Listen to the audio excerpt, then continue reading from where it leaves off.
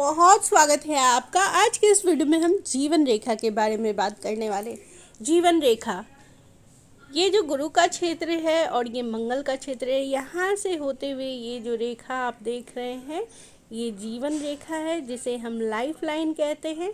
यदि ये किसी जातक की जीवन रेखा यहाँ से शुरू होकर यहाँ तक शुक्र को घेरती हुई पूरी हो तो समझना चाहिए कि जातक की पूर्ण आयु है। यहाँ पे 0 वर्ष माना जाता है और यहाँ पे लगभग 100 वर्ष की आयु मानी जाती है। इसकी विभिन्न स्थितियों के बारे में हम बात करेंगे। जीवन रेखा से व्यक्ति के स्वास्थ्य, उसके जीवन, उसकी आयु, इन सब की गणना की जाती है। इन सब के बारे में अनुमान लगाया जाता है।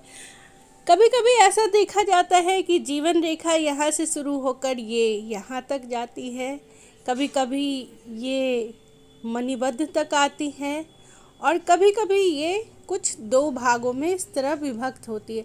हम एक एक करके सभी स्थितियों के बारे में जानेंगे। यदि जीवन रेखा लंबी हो, शुक्र को पूरी तरह से घेरती हुई हो, तो ऐसे जातक की आयु लंबी होगी, इतना तो तय है। यदि जीवन रेखा में कहीं भी कटे छटे का निशान न हो, जीवन रेखा साफ सुथरी हो, तो जातक की आयु लंबी होती है। साथ ही वे मूल स्थान में रहकर ही अपना वर्क करते हैं। वे अपनी पैतृक संपत्ति का उपभोग करते हैं, पैतृक संपत्ति से अर्न करते हैं। मतलब कि पैतृक स्थान जहाँ उनके पिताजी दादाजी रह रहे हैं, उसी स्थान पे रह के वे अपना धन अर्जन का काम करते हैं।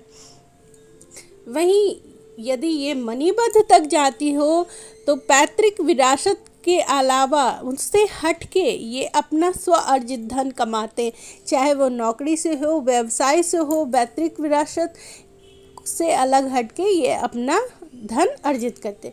वहीं ये अगर जीवन रेखा 2 भागों में कुछ इस प्रकार से विभाजित हो, एक शुक्र को घेरती है और दूसरी जो है रेखा वो मणिबद्ध तक पहुँचे, तो ऐसे व्यक्ति को पैतृक विरासत तो मिलती ही है, साथ ही स्व अर्जित धन भी ये कमाते हैं। मतलब दोनों होता है, लंबी आयु और मनी, ये दोनों का संयोग रहता है।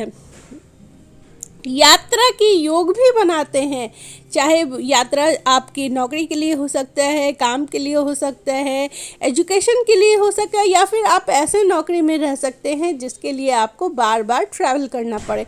तो दोस्तों, ये था आज का वीडियो। अगले वीडियो में हम कुछ और जानकारी के साथ, नई जानकारी के साथ आएंगे। तब तक के लिए धन्यवाद।